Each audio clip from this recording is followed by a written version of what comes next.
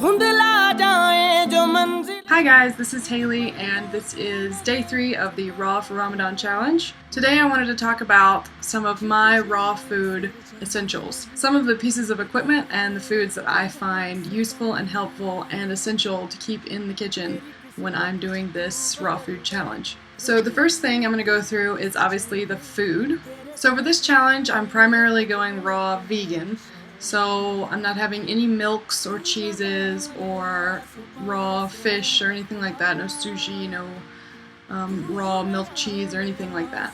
So this isn't necessarily a Ramadan specific list of foods, but a lot of them are going to be things that would probably be helpful for Muslims that are going raw or that are raw during Ramadan. The first thing is going to be plenty of fresh fruits. That includes dates, because dates are what you're supposed to break the fast with. I find that I probably eat more fruits than I do vegetables so far. Another thing is going to be nuts and seeds. My favorite is pistachios. My husband loves pistachios and I'd never tried them before. Apparently they're a really popular nut in Afghanistan, so I definitely recommend trying those if you haven't. They're delicious.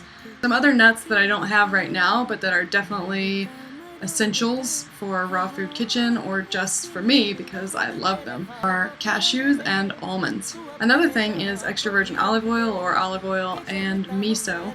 Raw miso is kind of a fermented rice and soy product. It's great for making salad dressings as well as the olive oil, and if you mix those together with some spices, it makes a really good raw salad dressing. It's not found really in traditional Muslim, Middle Eastern, African, Indian foods. It's very Pacific Asian centric, but I find that it's delicious and it adds a lot of flavor to the food that I cook. My husband likes it, so definitely recommend that. Another thing is obviously fresh vegetables. A lot of raw food is making salads and finding out how to mix vegetables and salad dressings together to make lots of different combinations and styles and flavors of salad.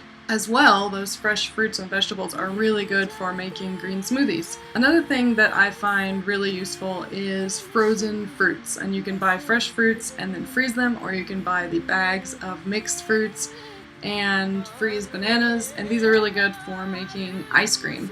Another thing that's really good is nut butters, and the only one that I have right now is peanut butter, and I'm not sure if it's 100% raw. It's expeller pressed. I did have a lot of things already in my kitchen, and we're kind of on a budget, so I'm trying to use up the things that I already have that are pretty raw, that are pretty close to raw. I put it on bananas, I put it on apples. It's a really filling food and a good fat to have in your diet.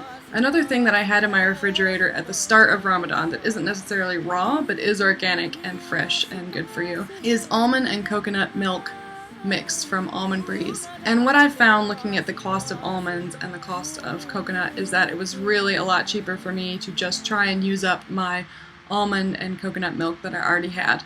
And I'm not a big dairy drinker anyway, so I almost always have almond milk in the refrigerator. What you can do with these is you can make almond milk ice cream, which is really delicious. And I made some experimental ice cream today, and once I've perfected it, I will put up a recipe for that. The last thing that I have that's kind of not really raw, but it's not really cooked either, is green tea. We use Ahmad Earl Grey tea, and I've been making sun tea with it, which is actually really good, and it heats up really nicely in the sun, and it gives it a nice nutty flavor. And tomorrow I will show you how to make sun tea, sweetened and unsweetened. Now for some pieces of equipment that I find really essential for a raw food kitchen. I don't 100% have all of these right now, but I do have a few. Obviously number one is a blender. You can use this to make all kinds of things, from cold soups to green smoothies to ice cream. There's lots of different things that you can make in a blender. The NutriBullet has come in really handy for this. You can also pulse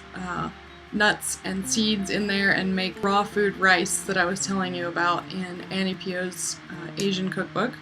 One really lucky find I had this weekend was a $6 food dehydrator. Works perfect. I got it at a Goodwill thrift store on a half-off day, so I'm really happy about that. You can make lots of different things. You can make nut breads, you can make dehydrated fruit snacks. You can even simulate deep frying in a dehydrator. So either tomorrow or the next day, I'm going to show you how to make some sweet potato chips. It'll be my first time making them in the dehydrator, and I'm really excited about that.